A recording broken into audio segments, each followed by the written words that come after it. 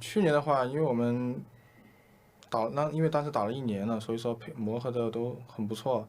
然后今年的话，因为他们刚加入不久嘛，然后很多方面都要重新来过，所以说在尽力的磨合。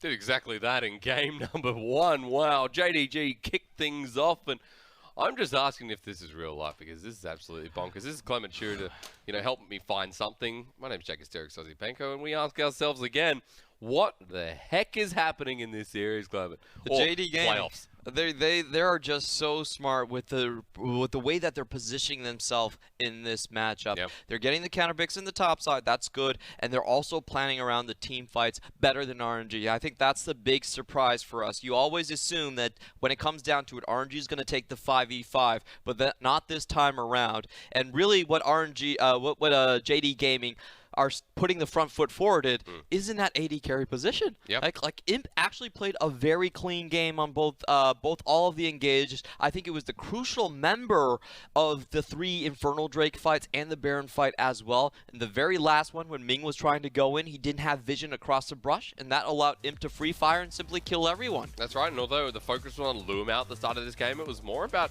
individual members here from JDG, and a lot, as you said, about Imp, and especially Zoom with these big slicing maelstroms. Yeah, this was really smart from him. Imp instantly going to the side of the fight, knowing that Ming could not expend his ultimate on just a single target outside of vision. So that was a very smart move. He put himself in a really good position. Most of the time you think of an AD carry, you go like, well, I'm not going there alone. But Imp is known for playing as a frontline AD carry. This was what he was best on when it was in Samsung White's 2014 run, just him rolling forward and forward again on the vein. When he came to LGD, he's known as being a big Sivir player. Yep. And always that short range and in-your-face type of style, and this time again, he's pulling it off. And let's not forget that the style that we're talking about here, get another look, have another good look at this. Yeah, the front line actually did not work out there for JD Gaming. You could see the engage from LvMao and Zoom were, they're a bit wishy-washy. They weren't that successful, but Imp on the side lanes, putting out that damage, really forced RNG out of I think the game position. 1 was about finding feet for both teams. And I know they can be a bit of a cop-out for a lot of teams, but game 1 to me felt like finding feet for RNG especially. That's not the RNG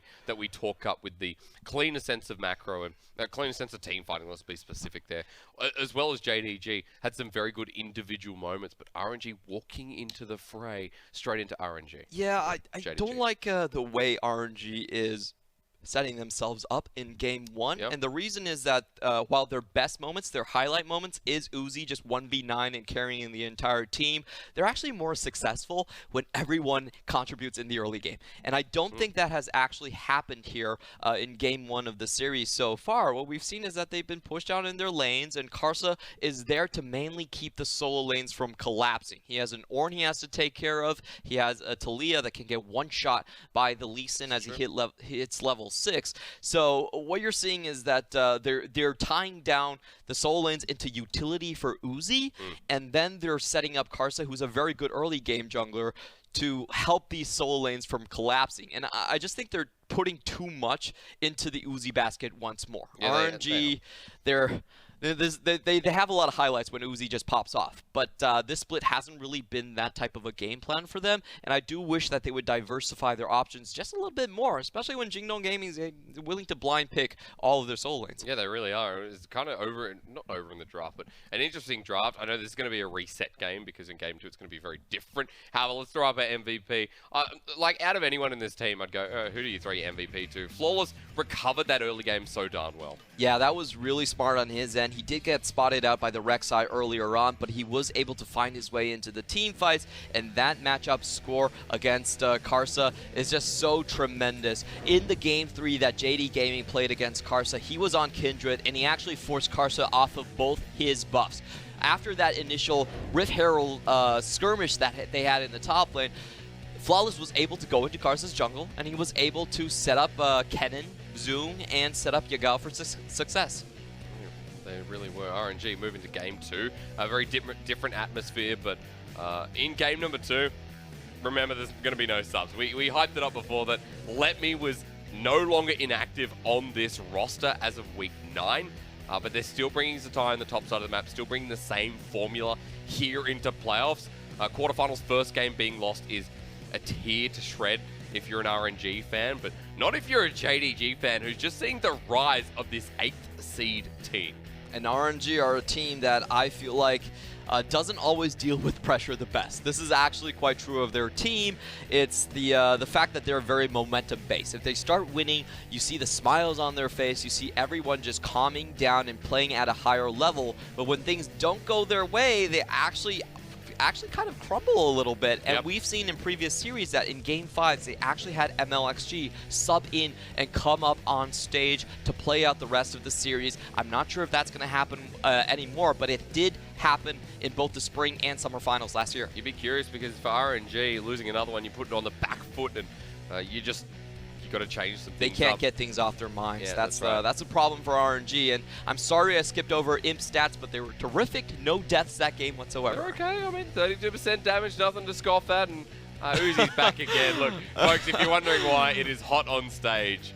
And as I can attest to right now, putting headphones on. He looks like Chun-Li there.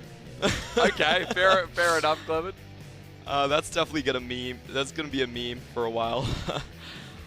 I mean, it's hot on stage. It is definitely hot. It's super hot on stage. Over in Hangzhou, by the way, LGD's home arena here for this quarterfinals. And come on, director. He's doing it on purpose. Yeah, he is. He's doing the director here today is just a cheeky rascal. I think that's fair to say.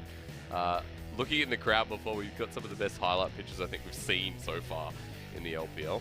LvMao still keeping his composure, very calm. He is the main shot caller for this Jingdong roster, and we've heard previously, as long as the leader's here, or as long as I'm here, the spirit of Jingdong shall be intact. And that spirit is all about the initiations, taking the first step, and creating chaos, which RNG cannot deal with. Not their style of FPX, but the style of JDG. Chaos in a simplified way as we jump forward. And Zoe's open. is right. Zoe is open, but for JDG, because Imp has been playing so well, I wouldn't be surprised if this is the first pick. All right, now this is a very interesting dynamic because they're actually forcing RNG to pick up the Zoe themselves at this point. RNG let them get away with the first pick without Zoe. Now they have to think of the situation. Do they actually have a good counter for it? I have not seen it. Every time JD Gaming has been able to take down Zoe in the draft, they have actually won out against RNG. So I'm not sure you want to get Yagao on that pick. He's so comfortable with. Well, I mean, you're picking up something like the Syndra that can dominate the Zoe, very predictable. Locking in the Syndra, locking it as well. The Xayah for game number 2. And we have to note that Zoe for JD Gaming, it's over 50% ban rate, and he's also at 83% win rate with the champion. By far Yagao's best champion. Leaving that to him feels super dicey, and you know JD Gaming, they're thinking about their options. They already have the Lee Sin in the fold. If they follow that up with the Zoe, that's a very difficult mid-jungle duo to beat. It really is. Okay, Lee Sin the lock-in for Flawless once again. We might just see a jungle rinse and repeat here if I'm being honest. But LvMao, does he take away the Rakan from Ming to make that duo again? Or does he deny one of the other good champions here from RNG's bottom lane? This is a fun strategy that JD Gaming are going for. They're basically saying that you've already shown your mid laner. We're going to force you to ban away more of our solo lanes in this situation. Going for the Alistar does have a good matchup into the Rakan. You basically do the same things, but you are tankier in that matchup. Yeah. So you know, this is a very good champion for LvMao as well. His roaming style, and it actually forces RNG to go for their Morgana. Yeah, sacrificing your bottom lane, though, which is most likely going to be banned away by JDG with that Rakan just getting out of fruition. But whether that Morgana goes to the bottom lane or to the mid lane right now, no, you got a Syndra. Who am I bloody kidding? It's a support Morgana. Surprising not to see the Rakan come through again.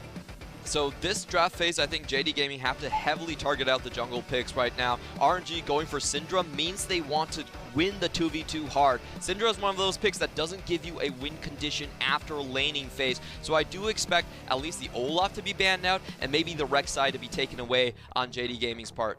It's not banned just yet. Yagao loses his Zoe. As we expect. Yeah. The fact that it's made this far as well is always a bit of a surprise. Ooh. Okay. Zatai lost again.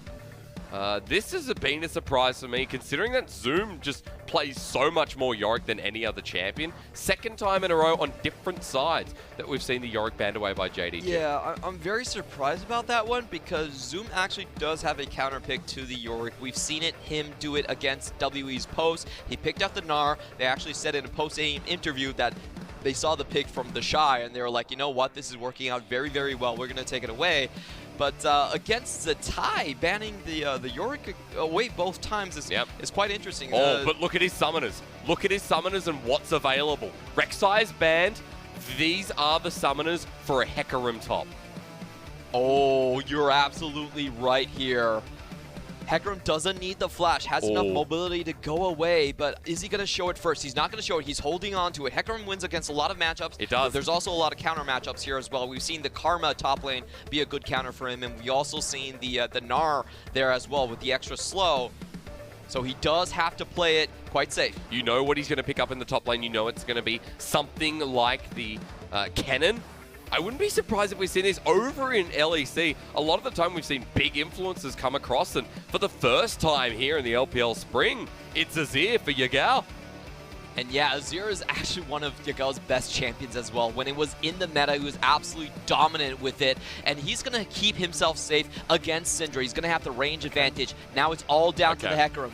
Let's see. Clement, I see the summoners. The first Hecarim in LPL. Are we going to see it? Do I get something right for once? I do. It's a tie. Hecarim top. It's your old Whirlib just coming into the mix. But, of course, for the LPL, this is our first chance at 9.6 here in the playoffs, and no one else has managed to pick this up just yet. Yeah, Hecarim now with Conquerors just deals so much damage, and he actually heals with the W so well as well. I'm actually quite surprised the LPL has not picked up a lot of 9.6 picks because it's been so close to the regular split. We only had 3 days of break before the playoffs really begun, so this is the first time that we're going to see the Hecarim step on the stage for LPL. Next thing you'll be asking for an Urgot jungle, which hasn't made its appearance just yet here in the LPL, but we're well on our way. Hecarim in the top lane, Yagao's opted in for Azir in the mid lane. Scaling going to be a big issue here for JDG, as we know what comes with an Azir, but the composition from JDG once again goes out to Coach Home that for JDG, they've set up towards their individual styles. I have to say, I actually prefer JD Gaming's composition far more. They outscale, and they also have better counter engage. Think about what Hecarim and Olaf wants to do. They want to run into your composition, but do you really feel comfortable about running into the Emperor of Shurima and Kennen at the same time? That does seem like a suicide mission. That's so true. The way I see RNG actually winning this game is by shutting down mid jungle hard. Olaf and Syndra, they have so much staying power. They can go into the jungle, take everything away, but if it comes down to the team fight phase, I don't really favor RNG's chances. I think if it goes late, JD Gaming is looking at a 2-0. Yeah. Could you imagine the Beijing Derby being this dominant to start off playoffs in quarterfinals? No doubt. RNG in 2018, they didn't drop more than 2 games in quarterfinals. They didn't drop any series in playoffs whatsoever. They're staring down a 1-0 loss at the start. They're now looking at quarterfinals in a different light. It's game 2, JDG in the lead, and RNG have to fight back with this debut Hecarim in the top lane.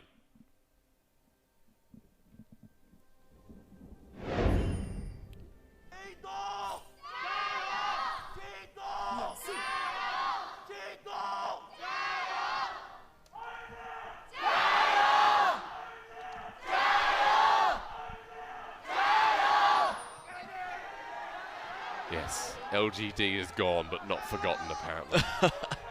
They're in their home arena, so there's always fans sticking around. And we see Uzi with the Trinley skin sitting on stage. Still going to go for the Xayah.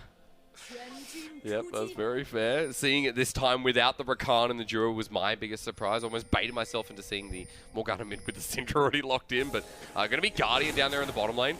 Getting your ward. Yeah, nicely done. A bit of experience on the side as they attempt this invade. LvMao sees the undertow. Or maybe he doesn't. They're going to land it. LvMao flash. He's out of there. The cow starts walking home while Karsa commits for the red buff. And they're going to start with the vertical jungling. Let's watch where Flawless is on the map. He's still hanging around, but if he lets this red buff go, he's just going to be purely behind. There's no actual upside here. So I want to see if Flawless actually tries to go for the vertical jungle to counter it out. But either side is not super confident of their situation. Ming's still here. Karsa's getting low. This is going to be good if Xiaohu can get in as well, but the smite goes down. Flawless dodges away from the binding. Karsa's wasted time. Still on this red side jungle, but Flawless winning out in the end. Yep, but he is going to be slightly slower on the vertical jungle, and it is still possible for Karsa to try and catch him out on that side of the map as well, but it doesn't look like it, so it will be straight vertical jungle, and RNG actually has a lot of kill power in that bottom lane. We can already see the Morgana dealing a lot of damage to LvMao. True.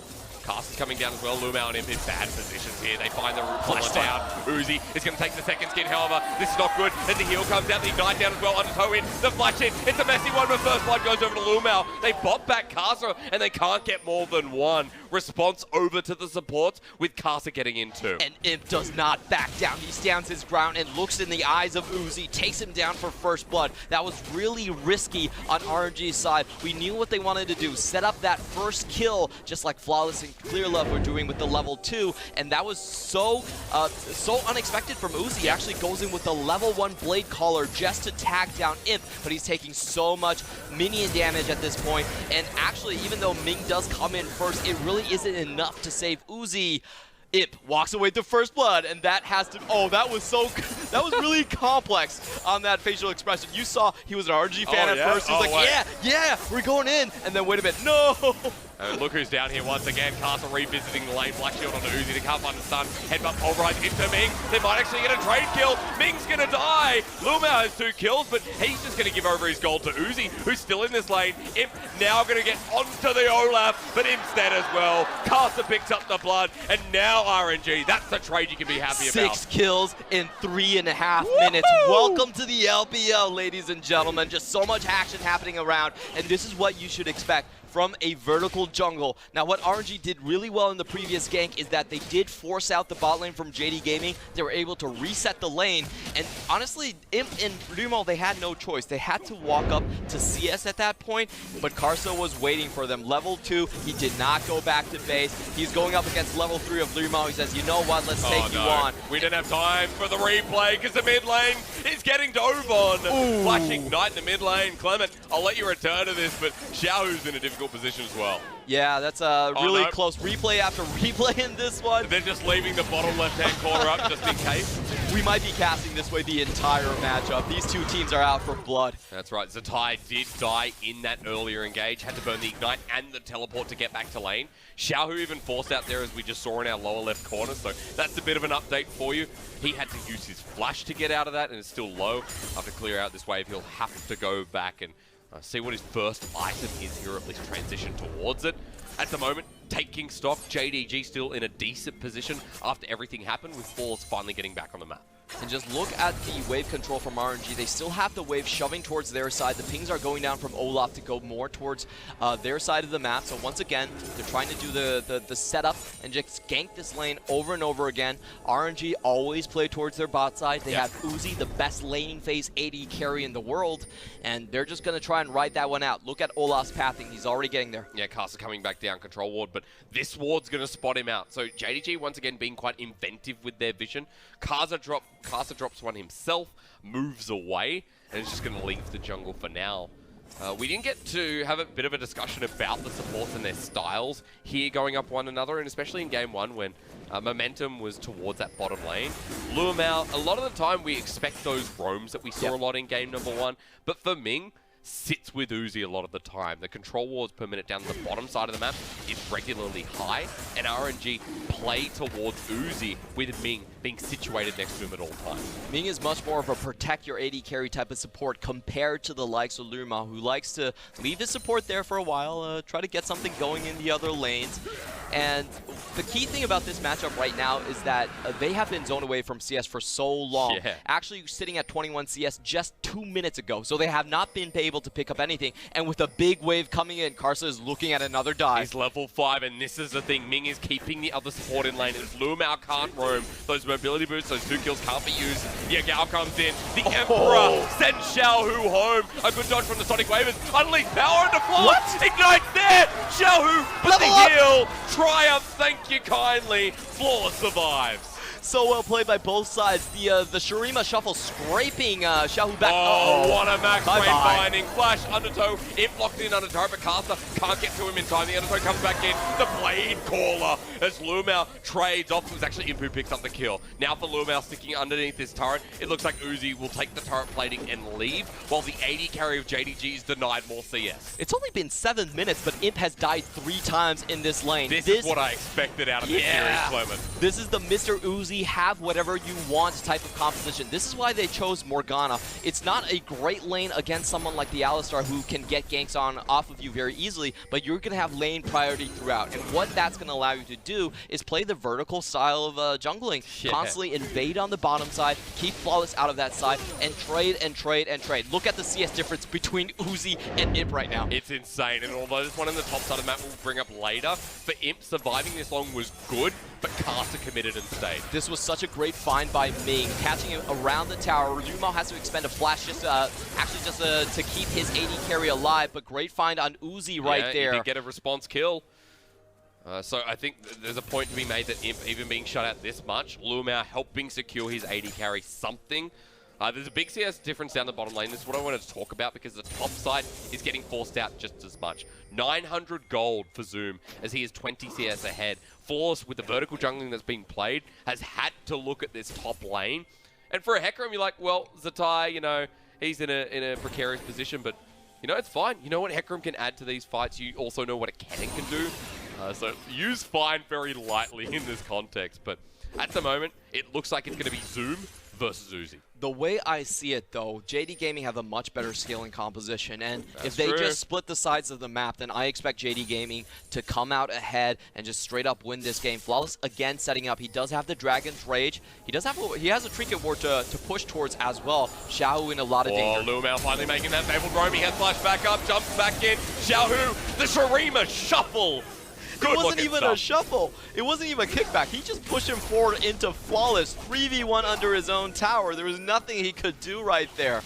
Emperor's Divide not available. Karsa's going to come in now just to clear the wave with an undertow, but so much gold being given over. Another wave crashing in. JDG are going to rush for this, at least try and get another bit of turret plating. That's 2 waves that Xiaohu is not going to be able to pick up, and as a Syndra, he doesn't really have a plan B. He's not winning this lane phase. He's not really punishing Flawless with the likes of Karsa. What is this pick actually going to do for him? RNG are basically saying that we think Uzi is so damn good. We can lose out in the other 2 lanes and still come out on top. Xiaohu being bullied like this is not the way you want to see RNG go, however, because RNG, a lot of the time when Xiaohu's fallen behind, a lot of the games for RNG have not been carried by Uzi. Remember, the team fighting that we talked about hasn't been as ideal, but still, you have faith that it's playoff time and a 40 CS lead on Xayah, and the bottom lane being rapidly controlled here by RNG will continue to scale, as RNG are going to just make this happen now. Yeah, RNG really need to rely on this early tower being taken and then try to lane swap to save the top side of the map right now. I think Zatai is basically playing as a punching bag. They want to get some pressure off of Xiaohu's shoulders. No first item here for Uzi, so if the fight comes through, you don't have that spike, but RNG back away. Xiaohu even going back to his lane after picking up the blue buff. Still in a good CS space there with the Syndra versus the Azir, but Yagao has 1 kill. Able to push back in. More turret plating available. 10-minute mark, 10 kills. Flawless is down here looking for more blood. Here comes Flawless, though. He could find a good gank. Uzi is stepping up constantly just to put those auto attacks in, and you know Flawless is thinking about it. Going to back away. There's no way you can enter at the moment. Having said that, as Ming is just like a rock on Uzi's back. Except it doesn't feel that heavy, I should say. Ming, Uzi going to push back in. We're just waiting for this turret to go down at this point. Yes! Just flaunt it. Hang on. Hang on. Oh, turret, hang on. Imp is stuck around for too long. The flash is there. You find just the tip of the feathers. Ignite comes down. Imp is gone. LvMao, join the party. Goodbye, sir. It's beef for dinner. And Mr. Uzi shows up big right there. This is what you are rewarded with. The faithful do ascend to heaven, and you get Uzi carrying you up a ladder like that. That was so well played. He actually took 2 shower tower shots He did. in the face of Imp, saying, you know what, I'm going to disrespect you like this. You played on LGD before, I haven't seen you in playoffs for a while, you know, I'm just going to sit on your face, see what you do about it. 4 years, Clement, since LGD and OMG have faced off. 4 years since this setting came about. And Uzi, in both games, mind you, is still looking pretty good. All right, that's 2 tower shots straight to the face. He's saying, you know what, I can give up that HP. I'm going to still win this trade. LvMao has to go in to save his AD carry, but the Featherstorm tags him, and he goes down. That was just setting the table, you know? Yeah. That was really telling Imp who's boss in this series. It continues to grow. Imp is getting pushed out.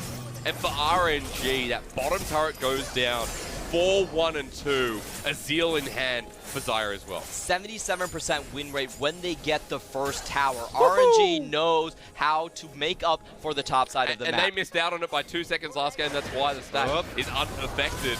Zoom's been caught out here. Undertow not going to land onto him, so he's just going to surgical storm away. Flaw's going to try and force something mid as he picked up Ritual before, and Yagao has a natural shove. We'll see how far they can go. It should just be the tower. He lost out on a lot of those early waves. Yeah, wow. 495 gold though, plus the 80 he just received from tower plating. And there's still a second shove into it. You also have the Shurima tower right behind you. Yep. Oh, no. Tie kicked against the wall. We haven't seen the Hecarim, but I don't think we're going to. The onslaught of Shadows to escape, but Flawless just flies with him. G'day and goodbye. That reminded me of SvenSkar back in 2000. that was Ironically, that reminded me of some of the Karsa plays that we've seen so far in the league. Yeah, just holding on to the resonating strike for so long. He knew there was no outs for the tie whatsoever, and the top lane nightmares for RNG continue. At least you're getting a trade-off for RNG, but for Flawless 3-0-1 again on this Lee Sin. This is how it started in Game 1, it's how it ended in Game 1. In Game 2, we start with it once again, but the rest of the map are not yet online. Imp trying to recover with this turret, but look at where Uzi and Ming are. Yeah. Pushing in for the inner turret. There is so much gold on this duo that you have an Ardent Sensor pushed out fast by Ming. This feels like a solo queue game. You know, your other lanes just don't have their first item completed, and then the bottom laner walks up. He's like, "Hey, I'm an item and a half, and I have 6 kills." There's so much pressure on the map, and there's no response yet from Imp and LvMao, but as they back away, Uzi and Ming will have to as well. Level 9 on Xayah when he's been stuck with Ming all game long. Look at the gold. 2,400 gold in the lead, and there's a very sound theory behind this. The 80 carries, the multiplicative different stats really stack up on each other much better than, say, the AP from our mid lane champion. So if you can funnel all of your gold onto a single person, you're actually much stronger, even if you're on even gold with the enemy team that has more equal spread across different members. Especially if you're on someone like a Xayah who now has 2 items, and Uzi's just been given red buff as well. It's so early in the game, Karsa's like, just take it. You're looking good. There's already 13 kills on the map. RNG continuing to sort after blood. Ming walking in. They're just going to clear some vision, and although we're not even near Baron at the moment, RNG walking back to the top side. They've got their eyes set on Imp.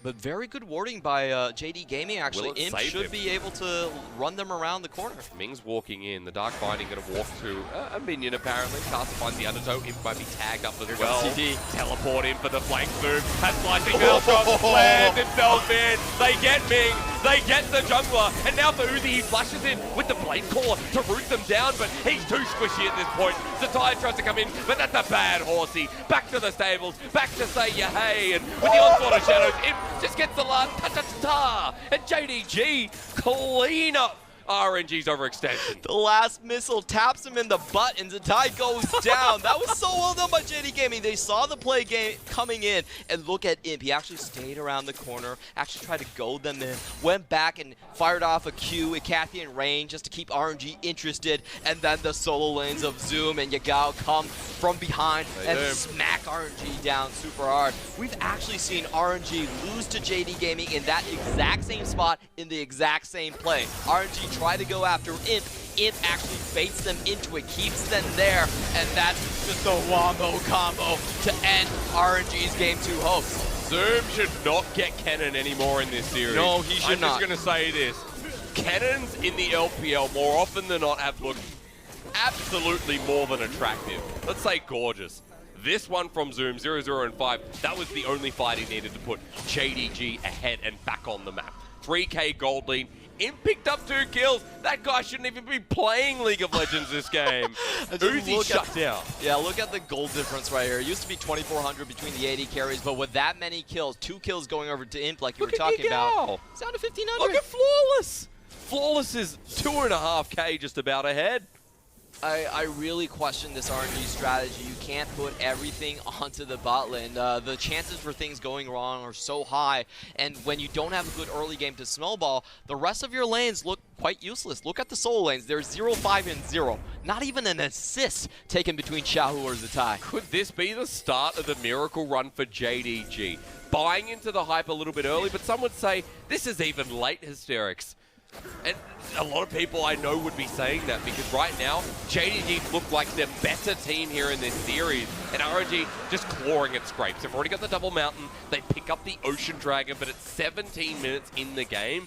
A team like this for JDG having the goal lead is nowhere near where you want to be for RNG. Can I just say outsmart and outcoached from Jingdong Gaming? I would agree. Home has been doing such an insane job this playoff series. Every single draft, I felt like he has thought out how the matchups would play, and he's just got the better side of it. If he needs scaling, he's gone for the scaling. If he needs priority, he's gone for the priority. And every single draft, it's worked out for JD Gaming. Yeah.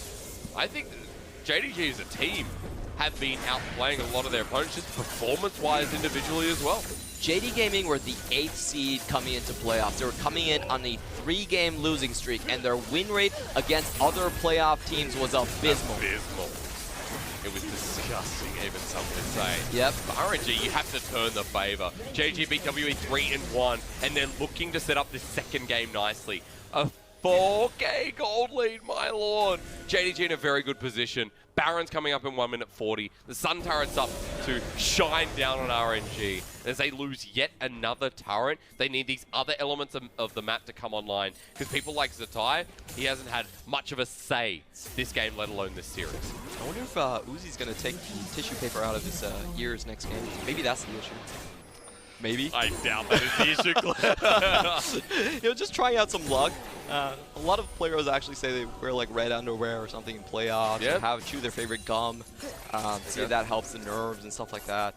But, RNG, they're finding themselves in a very tough position right now, and I just disagree with the way they set themselves up. All of these drafts are super extreme. Like, you have to win out on the early game. You have to win out on the bot side. You're putting yourselves on timers in multiple situations, and they really have not tried to contest the soul lanes whatsoever. So it's been a weird type of situation for RNG where I feel like they could have set themselves up so much better. Yeah. Try to counter top and mid.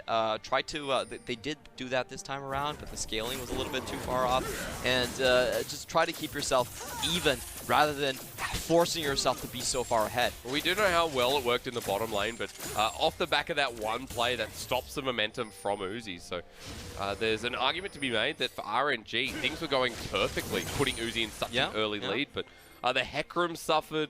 Xiaohu on the Syndra has suffered so heavily.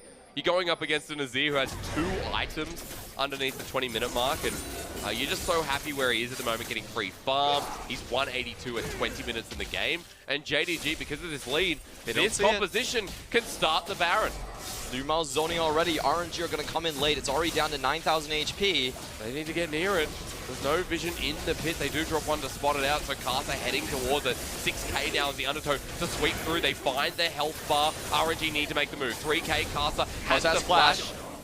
But the smite is 1 level underneath Flawless. He gets burned to half, and JDG think otherwise. They do not need to force this objective. It's smart thinking. Yeah, you cannot shove the Olaf away with the Shurima shuffle because he does have Ragnarok. If he pops that, he cannot be crowd controlled. So our JD Gaming think better of it. They don't want to throw it all away on a 50-50. I respect that. So good move on both sides, but map control still goes over to JD Gaming after that. They can keep forcing this. They're just starting it up again, and RNG have to go and check this one while Zoom looks for the flank. Look at the Kennen's positioning.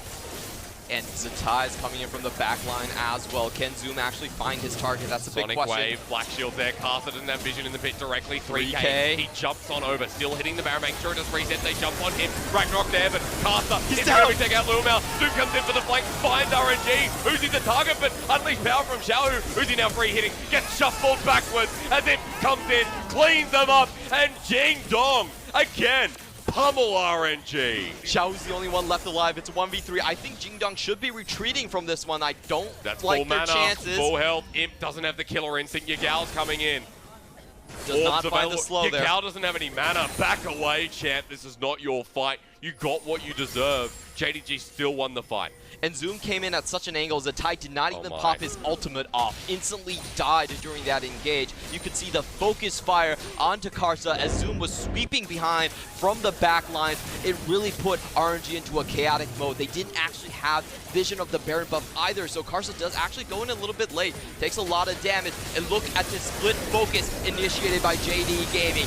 Zoom getting 3 people with the slicing maelstrom as they focus down Karsa in the front lines, and Zatai just vanishes. Zatai only with the Triforce, 1 item is so far behind, does not even get his ultimate off before being stunned and cleaned up. The only reason that stopped a little bit early is Xiaohu got the pick onto Zoom at the end of the slicing maelstrom.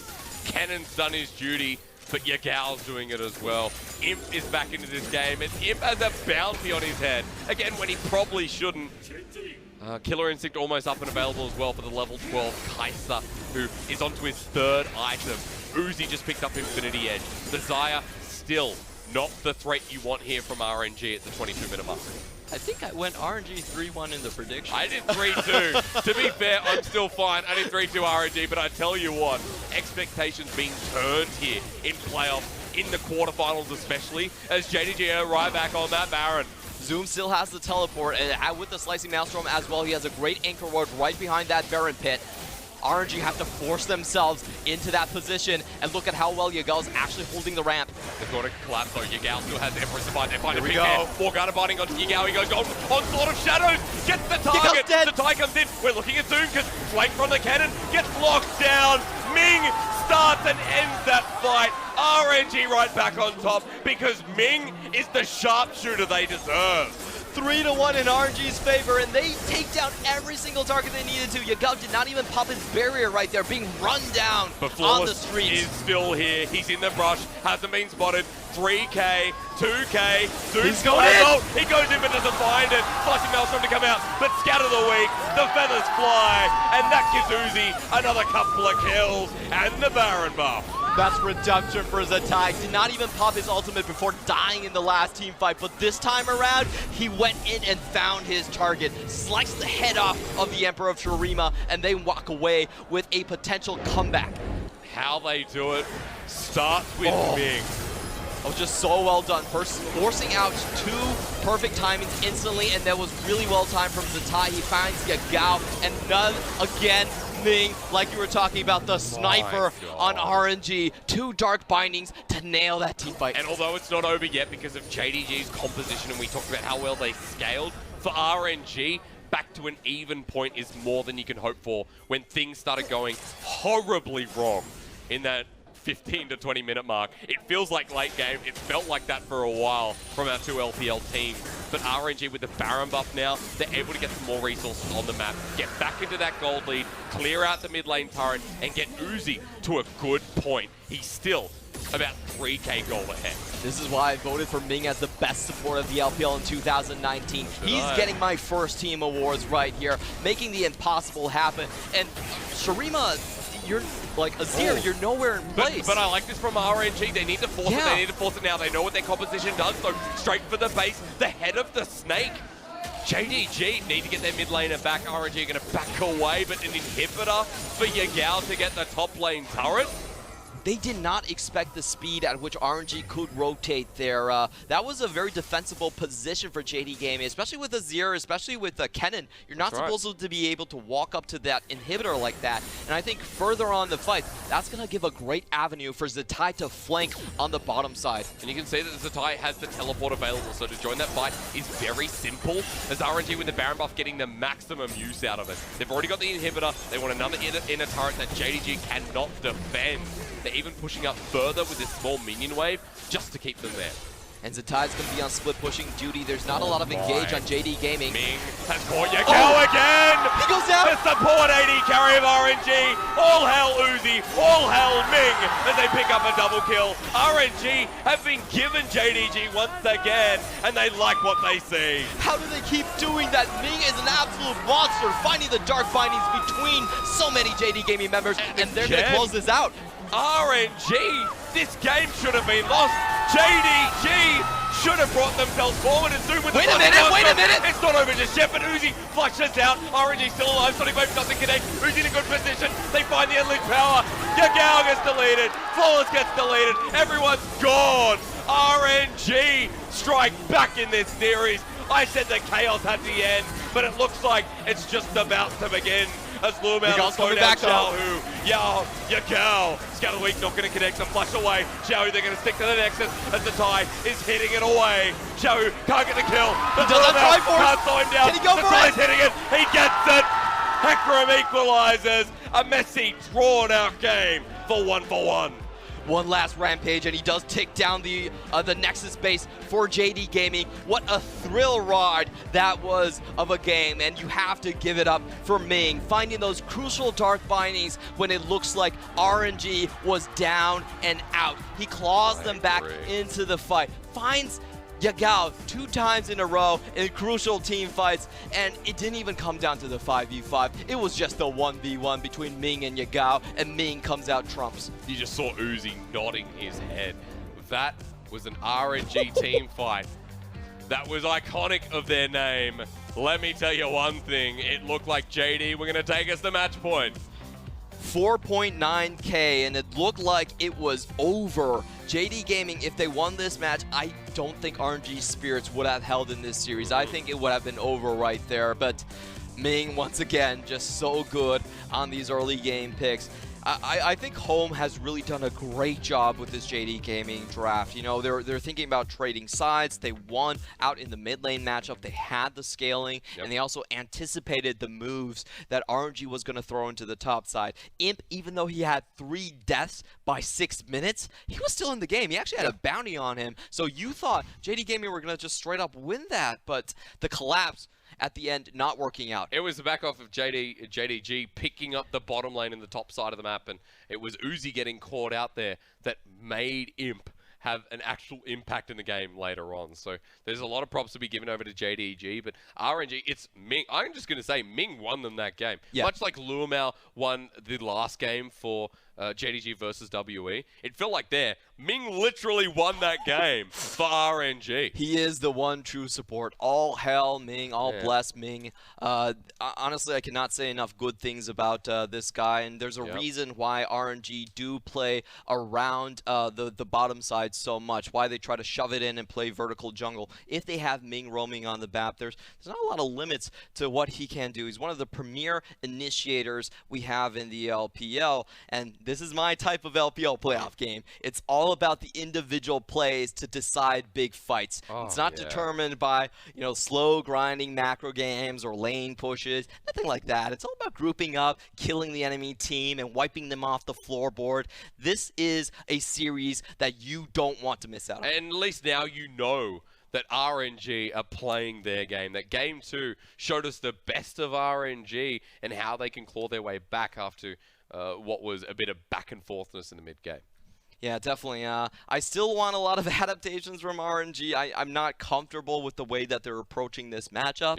I still feel like first of all, just being forced to go all in on some of these early game options because you can't beat out Yagao. Xiaohu has never had a great time against Yagao. That's no secret. It's one of it's a weird triangle between these players, but Xiaohu always seems to beat Xayah, and then Xayah takes down Yagao, and then Yagao just stomps on Xiaohu for some reason. And this time around, Yagao even stomped Xayah, so I'm kind of reversing that situation. But it's a matchup that really is a sore point between these two junglers, and we haven't seen Karsa actually have an impact in that lane. We said Karsa provides you so many things, and one of the premier things he's good at is the mid jungle 2v2. That's his bread and butter. He was that way since Flash was playing alongside with Maple, but this time around he's been completely shut out, and it does feel like RNG's moves are very predictable. They're only going towards the bot side. They're going to repeat that gank that over and over again. Karsa is having a very hard time transitioning his lead from bot to the other side of the map because he can't go through mid. Mid lane's always shoved in favor of Yagao, and that's a big problem that I see JD Gaming still have a very good advantage. You play that game over 10 times, in 8 scenarios, I guarantee, probably even 9. JD Gaming should have walked away with game 2. Yeah, they really should have. It should have been maybe should have been a 2-0. Apparently Should've. not. One apiece puts RNG back in the series. It also confirms some of our suspicions as to how this series should have started, should have gone, or how RNG versus JDG should have erupted. And for many teams like Team Liquid, they had a couple of thoughts to say on the matter. We're going to go to a short break, but check this out. We'll be back. I think RNG will play IG or top, and I don't know, it'll just be really fun to watch. I mean, RNG usually wins through bot gap, and Top Sports, you know, wins through mid because Knight's really insane. And then IG, they have really strong mid, top, and jungle. I think their bot lane is also good, but not their strongest point. I'd say if RNG plays IG in the finals, 3-2. RNG is gonna win because I'm an Uzi fanboy. I think it's kind of hard for me to say who's gonna win the LPL season, but I think the team that has caught my eyes the most is Top Sports Gaming because I think their mid laner Knight has been performing really well. I think RNG has always looked like one of the best teams in the world, so I'm expecting them to face off against RNG in the finals. The Chinese meta is always really crazy, the game, so it's really back and forth, so I'm expecting it to be a 5-game series with 3-2 to Top Sports Gaming.